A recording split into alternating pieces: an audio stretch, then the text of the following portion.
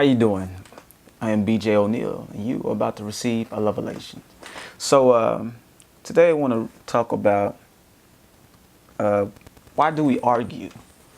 Now, I'm not talking about why do we disagree. Obviously, it's obvious why we disagree. We have a difference of opinion. So where does the arguing come in place? You know, the yelling, the frowning, and so forth, and the point where we really aren't making any progress in our communication because our emotions have gotten to a level where it's tense, and we're not even really seeking true, I guess you could say, true solace or true, I guess, agreement in what we've been discussing. So obviously there are millions of reasons, to be honest, but I just want to hit on a few to hopefully open up your perspective to where now you can now combat some of that. Now, one of the main things is, especially when there's a disagreement, when we feel like it's obvious that the way we see it is right, or it's obvious that somebody shouldn't have done it, or they should have done it a certain way. Listen, our minds are so uniquely different, infinitely different. Your way of thinking and rationale, as clear and understandable as it is to you, can be very misguided to somebody else. We have to be open to the fact that our brains just function differently.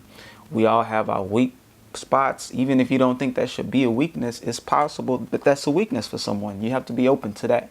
It may seem obvious, just talk shallow, on some shallow terms, on some things you may argue about. You're like, you dropped it, you should pick it up. It just makes sense. Well, who knows what's going on in that person's brain while they drop it and keep walking. Yeah, I see it. You drop it. Obviously, you say human nature should say pick it up, but you cannot be so 100% that you don't think about the 1% where that doesn't register in their mind. So that allows you at least to add some patience. Not to say it's not an issue anymore, just the patience in talking about it, that you can still approach someone with the respecting their mind, respecting their sense of worth and being. All right. The other thing, like I said, a lot of times we allow emotions and feelings to determine how we dress on people. So if we're hurt, we're bothered, we're offended, we think we have to come with that energy. We don't know how to separate talking about something without involving our emotion. We're emotional creatures. So it's obvious that that is a challenge. But when we are guided by our emotions, sometimes we make those more important than the facts or the situation itself. It's like, now I'm hurt. You got to make me. It's not even about the problem now. It's now I'm just hurt. You got to make me feel good, which is not fair, because now we're not open to feel, really understanding. I may feel I have every reason to be hurt or upset, but that person may not think it was justified. So if we focused on the feelings, we're going to argue about that. Man, you blowing things out of proportion. Well, yes or no. So we can't let feelings. We got to look at the situation, refrain from allowing those feelings to guide how we interact with each other. All right. Or, at least when they're present, that we have respect for them and we don't antagonize or combat. Regardless if I'm right or wrong, if I see you getting upset, I need to make sure I'm doing my best to calm you down. If you're now sad or something like that, regardless if I feel like I'm right or wrong or justified or unjustified, I need to make sure that I'm letting you know that there's still care and concern. All right.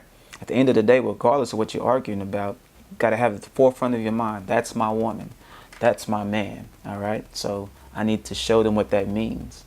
And how I treat you right now defines that more than the good times.